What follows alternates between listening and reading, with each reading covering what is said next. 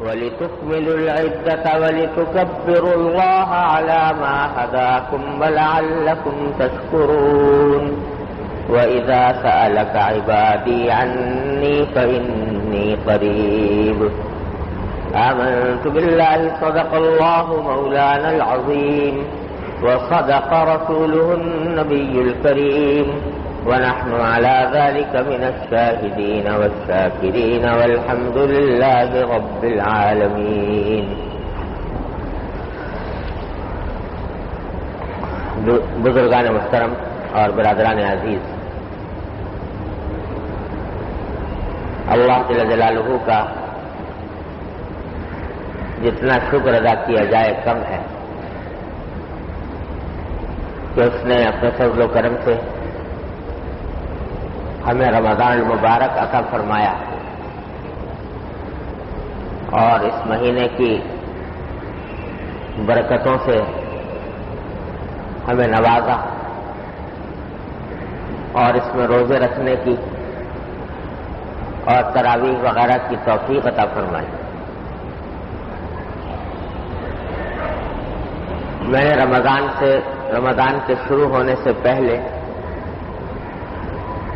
یہ عرض کیا تھا کہ یہ مہینہ اصحاب ایمان کے لیے پاکی اور صفائی کا مہینہ ہے، جس میں اللہ جل جلالہ کی طرف سے ایمان والوں کی روحانی اوور ہالنگ کی جاتی ہے. سال کے 11 مہینوں میں ہمارے دلوں پر، ہماری روحوں پر جو میل کچیل طاری ہو جاتا ہے، یہ مہینہ اللہ تبارک و تعالی نے اس لیے مقرر فرمایا کہ اس میل کچیل کو صاف کر دیا جائے. چنانچہ اس مہینے کے اندر اللہ تبارک و تعالی نے اپنی رحمت کے دروازے کھولے ہوئے ہوتے ہیں،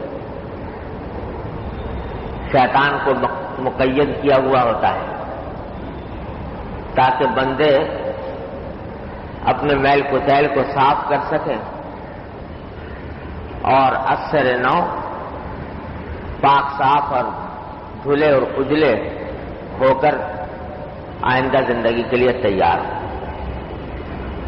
الحمدللہ اللہ تبارک و تعالی نے یہ مہینہ ہمیں عطا فرمایا اور اس کے بعد اس مہینے کی انوار و برکات سے مستفید ہونے کی خوشی میں عید الفطر عطا فرمایا.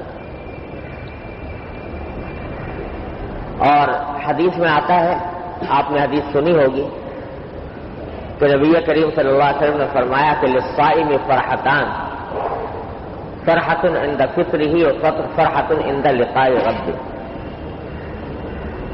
کہ روزہ دار کے لیے 2 فرحتیں ہیں. اللہ تبارک و تعالی نے 2 قسم کی فرحتیں، خوشیاں روزہ دار کے لیے رکھی ہیں. ایک فرحت اور خوشی اس کے افطار کے وقت میں ہے، اور ایک خوشی اس وقت حاصل ہوگی جبکہ یہ روزہ دار اپنے پروردگار سے جا کر ملے گا. اصل خوشی تو وہی ہے جو آخرت میں اللہ تبارک و تعالی سے ملاقات کے وقت میں نصیب ہوگی انشاءاللہ. اللہ تعالی ہر صاحب ایمان کو عطا فرمائے. لیکن اس دنیا کے اندر تھوڑا سا اس کا مظاہرہ، تھوڑی سی جھلک اللہ تعالیٰ نے عطا فرما دی. فرمایا کہ وہ فرحت ہے جو فطر کے وقت میں حاصل ہوتی ہے، افطار کے وقت میں حاصل ہوتی ہے. اب اس کے 2 مطلب ہیں جو علماء کرام نے بیان کیے ہیں. ایک مطلب تو اس کا یہ ہے کہ ہر روز رمضان کے اندر، ہر روز جب بندہ افطار کرتا ہے تو افطار کے وقت اس کو ایک فرحت حاصل ہوتی ہے. سارے سال کھانے میں اور پینے میں اتنا لطف نہیں آتا ہوگا جتنا رمضان کے اندر افطار کے وقت میں انسان کو حاصل ہوتا ہے. آپ ہر شخص اس کا تجربہ کرتا ہے کہ سارے سال کسی چیز کے کھانے میں اتنا مزہ نہیں آتا کوئی پانی پینے میں، شربت پینے میں اتنا لطف نہیں آتا جتنا کہ افطار کے وقت میں آتا ہے. تو وہ فرحت مراد ہے جو ہر روزے دار کو ہر روز افطار کے وقت میں نصیب ہوتی ہے. اور دوسرے بعض حضرات علماء کرام نے فرمایا کہ نہیں، اس فرحت سے مراد ہے رمضان کا پورا مہینہ گزرنے کے بعد جب بندہ افطار کرتا ہے اور عید الفطر مناتا ہے تو عید الفطر کے وقت میں اللہ تبارک و تعالیٰ فرحت جو عطا فرماتے ہیں وہ مراد ہے کہ سارا مہینہ اللہ تبارک و تعالیٰ کی حکم کی تعمیل میں روزے سے رہ کر اور اس کی بندگی کر کے عبادتیں کرنے کے بعد پھر اللہ تبارک و تعالیٰ ایک خوشی اور مسرت عطا فرماتے ہیں عید کے دن میں. تو وہ مراد ہے کہ دنیا کے اندر ایک جھلک اس فرحت کی جو آخرت میں نصیب ہوگی عید کی شکل میں اللہ تبارک و تعالیٰ نے بندوں کو عطا فرمایا.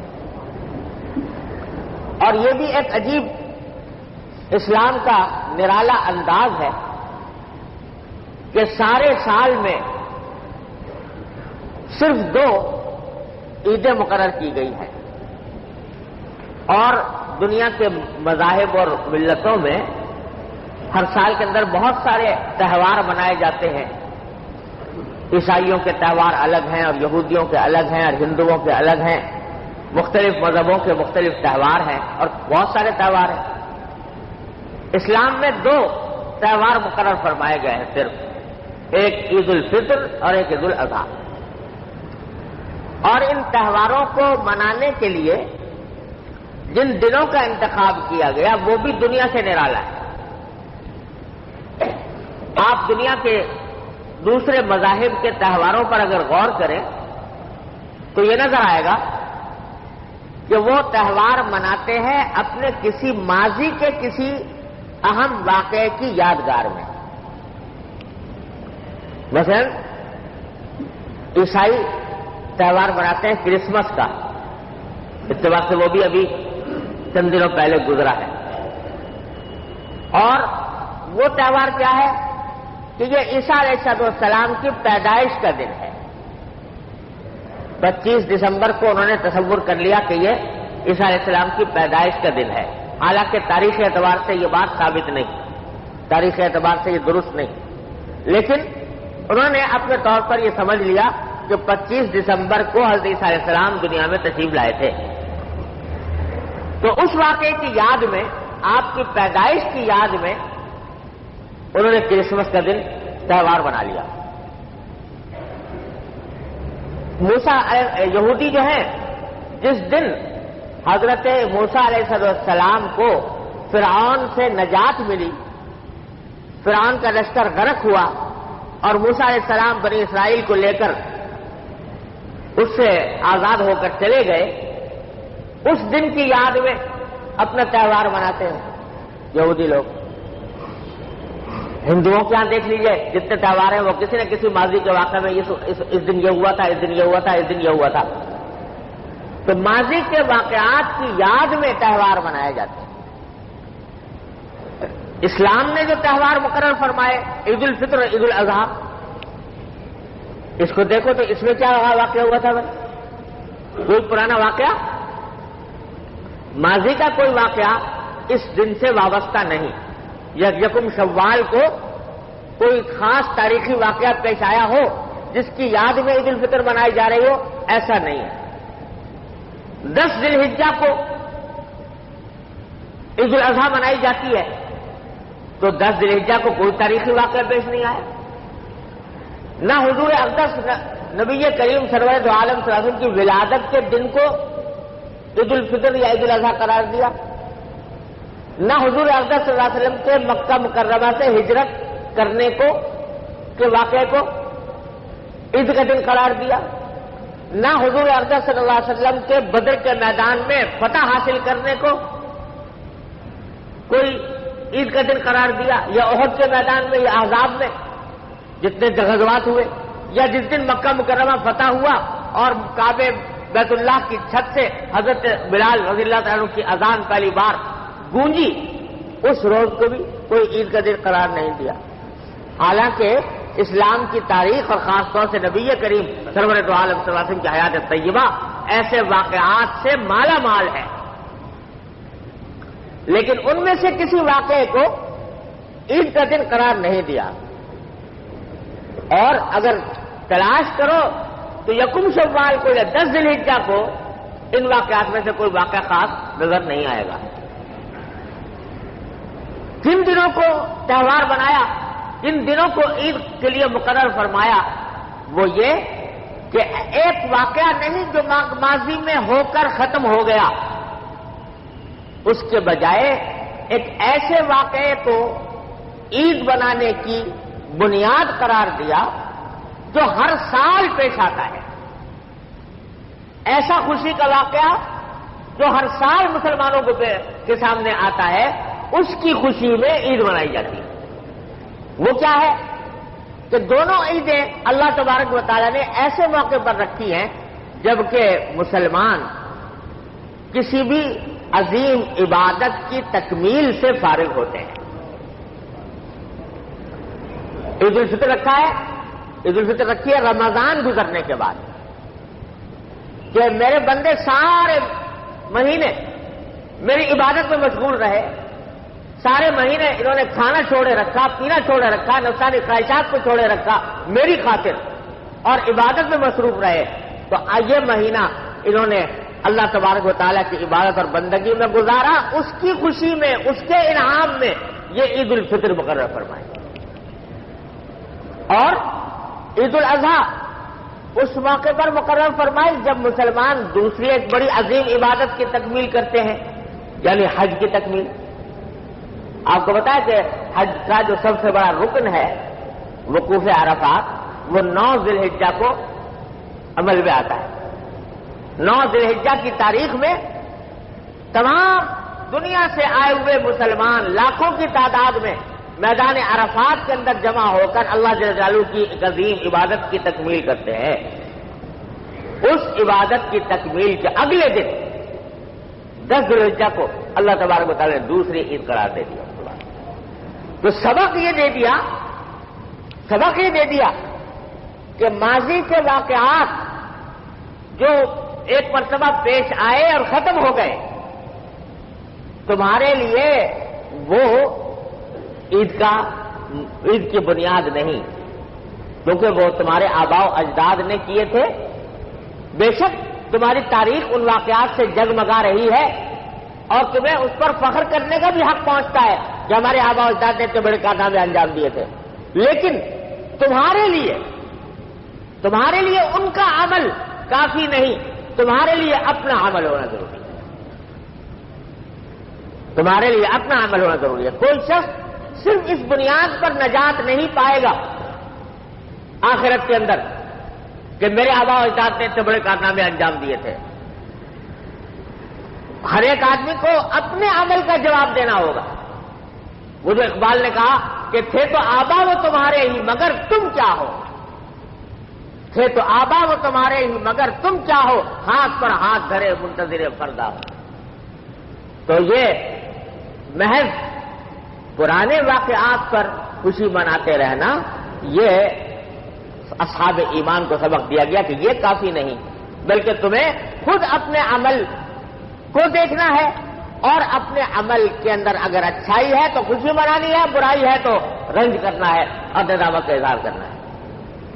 تو اس لیے اللہ تعالیٰ نے یہ دن ایسے وقت مقرر فرمائے، عید الفطر ان میں سے پہلا دن ہے کہ یہ حدیث میں اس کو جائزہ بھی قرار دیا گیا کہ اللہ تبارک و تعالیٰ کی طرف سے سارے مہینے کی عبادتوں کا انعام ہے یہ دن، اور انعام بھی کیسا عظیم الشان کہ حدیث میں نبی کریم سرور دو عالم صلی اللہ علیہ وسلم ارشاد فرماتے ہیں کہ جب رمضان کا مہینہ گزرنے کے بعد عید کا دن آتا ہے تو اللہ تبارک و تعالی اپنے فرشتوں پر فخر فرماتے ہیں، باہا بہم ملائکتا،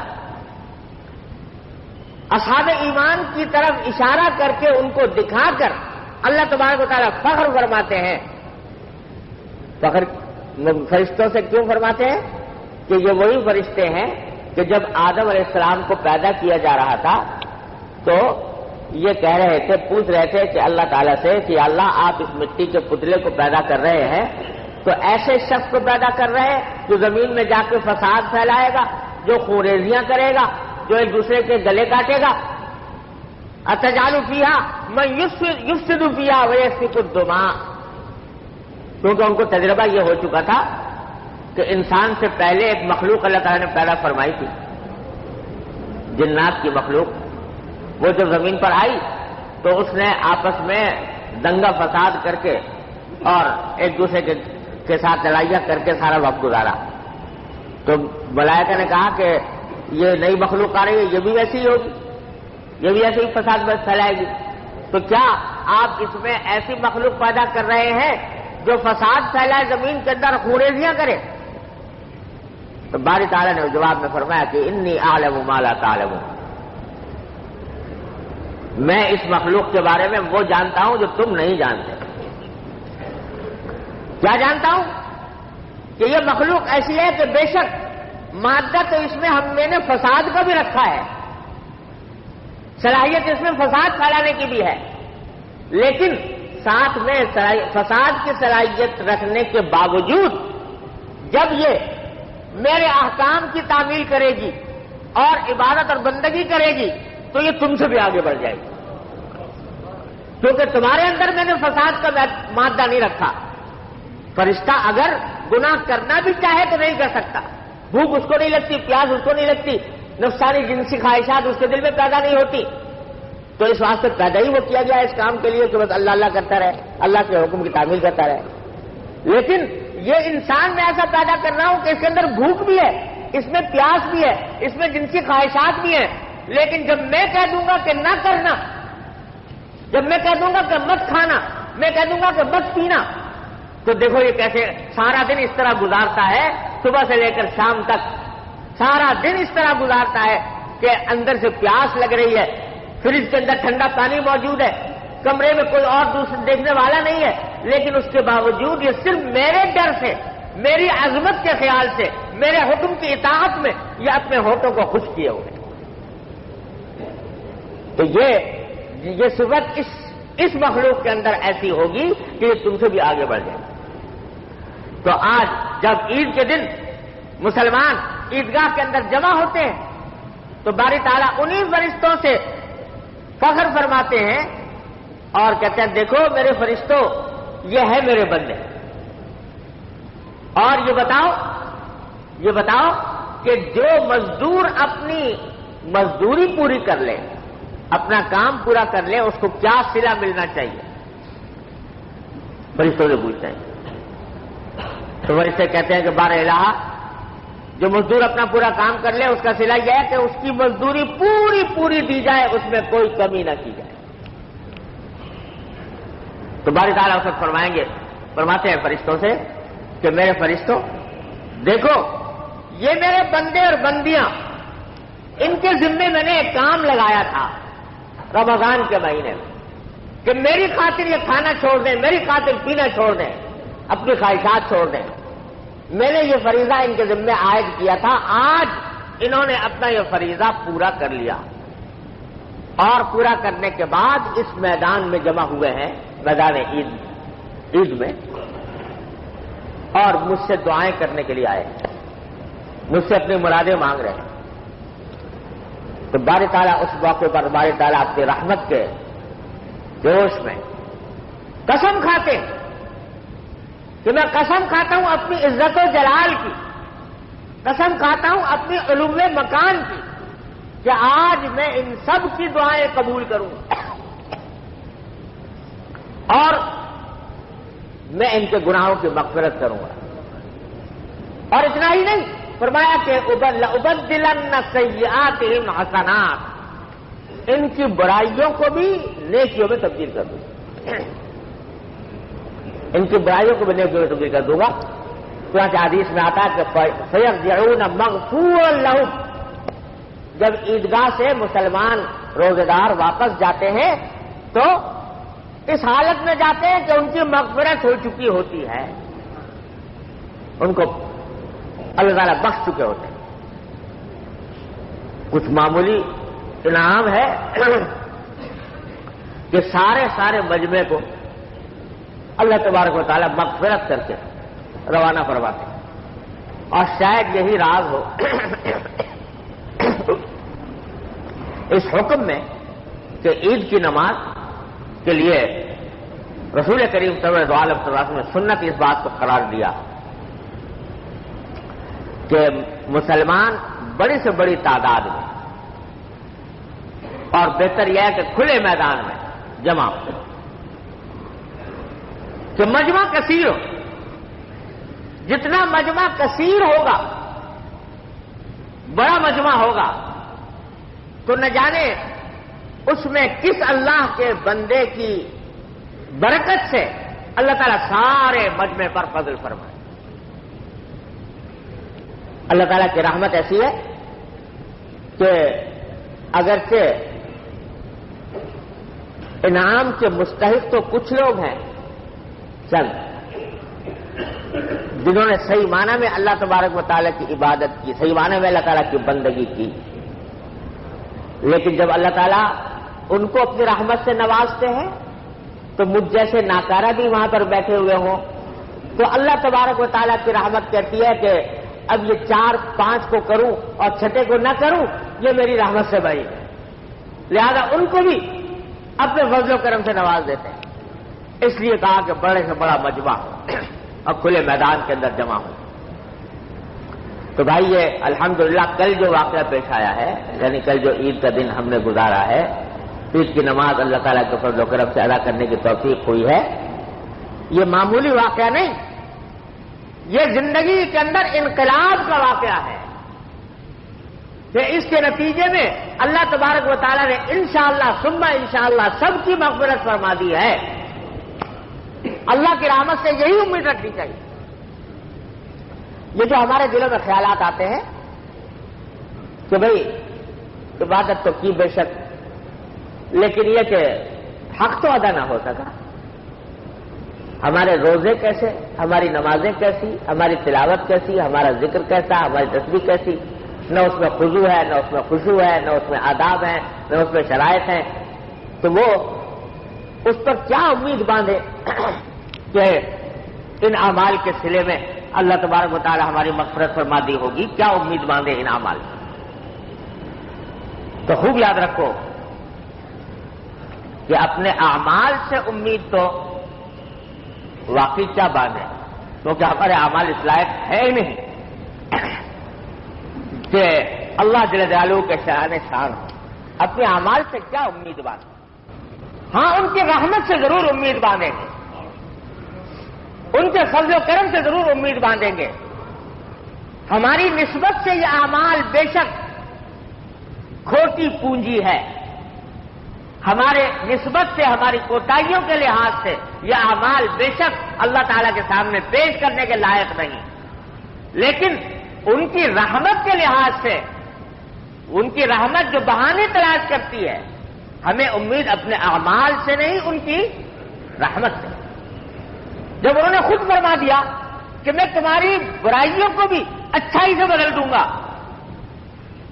یہ حدیث میں نے ابھی آپ کو سنائی، تو اس میں کیا فرما رہے ہیں کہ میں تمہاری برائی کو بھی اچھائی سے بدل دوں گا.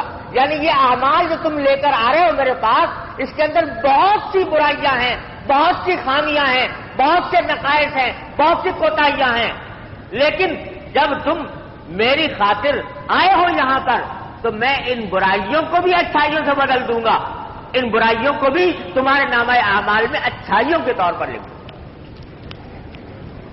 اس واسطے ہر مومن کو یہ امید رکھنی چاہیے. اپنی نسبت سے کیا ہم پیش کریں، لیکن اپنی کوتاہیوں کو دیکھیں یا ان کی رحمت کو دیکھیں. جب ان کی رحمت کو دیکھنا ہے تو انشاءاللہ ثم انشاءاللہ ہر مومن کو یہ امید رکھنی چاہیے کہ اس رمضان میں میری مغفرت ہو گئی، اللہ تعالیٰ کے فضل و کرم ہو گئی. جب انہوں نے وعدہ کیا ہے تو ضرور کیا انہوں نے.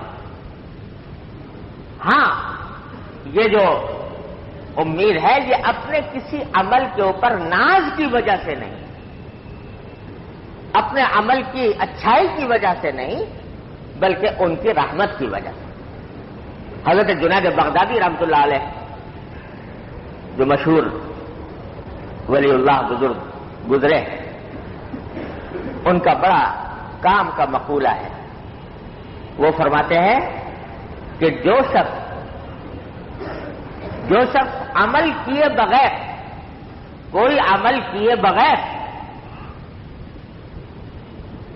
امیدیں باندھ رہا ہے، عمل کیے بغیر امیدیں باندھ رہا ہے کہ میں عمل تو کچھ کروں نہیں اور اللہ تبارک و تعالیٰ مجھے جنت میں داخل کر دیں گے، تو جو شخص عمل کیے بغیر امیدیں باندھ رہا ہے وہ اپنے آپ کو دھوکہ دے رہا ہے.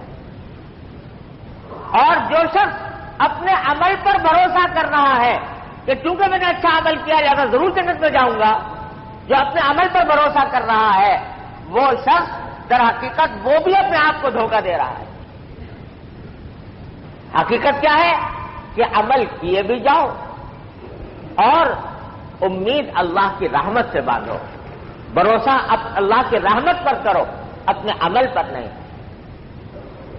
کیونکہ عمل یہ کرنا کہ بغیر عمل کیے امید باندھنا اس لیے غلط ہے کہ اللہ تعالیٰ نے بتایا کہ میری رحمت متوجہ اس شخص پر ہوتی ہے جو کچھ عمل کرتا ہے، رحمت اسی پر متوجہ ہوتی ہے.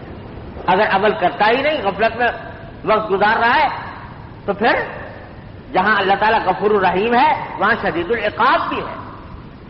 تو اگر عمل کوئی نہیں کر رہا اور پھر امید باندھے اللہ تبارک و تعالیٰ سے، وہ دھوکہ دے رہا ہے اپنے آپ کو. اس واسطے کے در حقیقت اللہ تعالیٰ کی رحمت متوجہ ہوتی ہے اس شخص کے لیے جو عمل کرتا. ہاں جب عمل کیا، قدم بڑھایا، لیکن عمل میں نقص رہ گئے، کوتاہیاں رہ گئیں، خرابیاں رہ گئیں، تو چونکہ اللہ کو راضی کرنے کے لیے اس نے قدم بڑھایا تھا، تو اس واسطے اللہ تبارک و تعالیٰ اس کو رحمت فرما دیتے ہیں اور اس کی کوتاہیوں کو درگزر فرما کر اس کو حسنات سے بدل دیتے ہیں. لہذا عمل کرتے بھی رہو اور بھروسہ بھی عمل پر نہ کرو، بھروسہ اللہ کی رحمت پر کرو. یہ فرماتے ہیں جنید بغدادی رحمت اللہ تعالی علیہ، اور بڑے کام کی بات پر. تو یہی معاملہ ہمارا بھی ہے کہ بے شک اپنی نسبت سے دیکھیں تو نہ روزے اللہ کے سامنے پیش کرنے کے لائق، نہ تراویح اللہ کے سامنے پیش کرنے کے لائق، نہ تلاوت اللہ کے سامنے پیش کرنے کے لائق. لیکن جب ان کی رحمت پر نظر کریں تو ان کا فرمانا یہ ہے کہ تمہاری برائیوں کو بھی اچھائی سے بدل دوں گا. لہذا امید رکھنی چاہیے کہ انشاءاللہ اللہ تعالیٰ نے اپنے اس وعدے کو پورا فرمایا اور ہماری مغفرت فرمائی. عید کے دن مغفرت ہو گئی انشاءاللہ. البتہ مغفرت کے کیا معنی؟ مغفرت کے معنی یہ کہ جو میل کچیل تھا اللہ تعالیٰ نے دھو کے صاف کر دیا. اب تمہیں کوڑا کپڑا ہو، ایک اجلا دھلا ہوا صاف ستھرا کپڑا ہو، اب اس صاف ستھرے کپڑے کی حفاظت کرو، اس دھلے ہوئے کپڑے کی حفاظت کرو. جتنا کپڑا اجلا اور دھلا ہوا اور صاف ہوگا اتنا ہی اس کے اوپر دبا لگا ہوا برا لگے گا. میلا کچالا کپڑا ہے اگر اس پر دبے لگ رہے ہیں تو پہلے 10 لگے ہوئے تو 11واں لگ گیا، 12واں لگ گیا، کچھ زیادہ پرواہ نہیں ہوتی. لیکن آج نیا کپڑا پہن کے آئے اور صاف ستھرا دھلا ہوا بے عیب بے داغ، اس پر اب جب ذرا سا بھی دبا لگے گا تو کیا ہوگا؟ یہ دبا بہت برا لگے.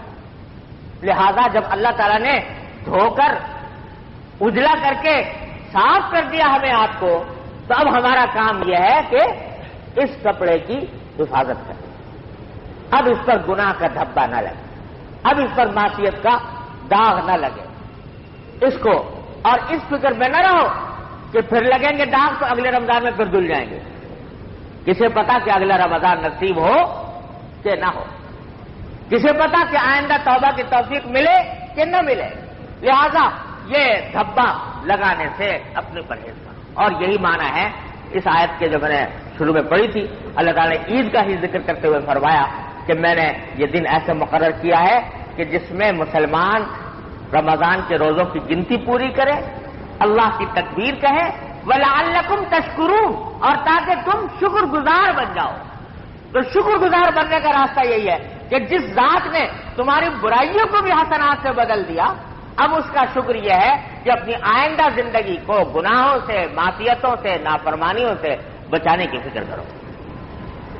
تو آج کا دن ہمارے لیے اور آپ کے لیے الحمدللہ خوشی کا دن بھی ہے، فرحت کا دن بھی ہے، اور اللہ کی رحمت سے مغفرت کی امید رکھنے کا بھی دن ہے، لیکن ساتھ ساتھ اس احتیاط کا بھی تقاضا کرتا ہے کہ ہم اپنی آئندہ زندگی کو صاف ستھرا بنانے کی کوشش کریں۔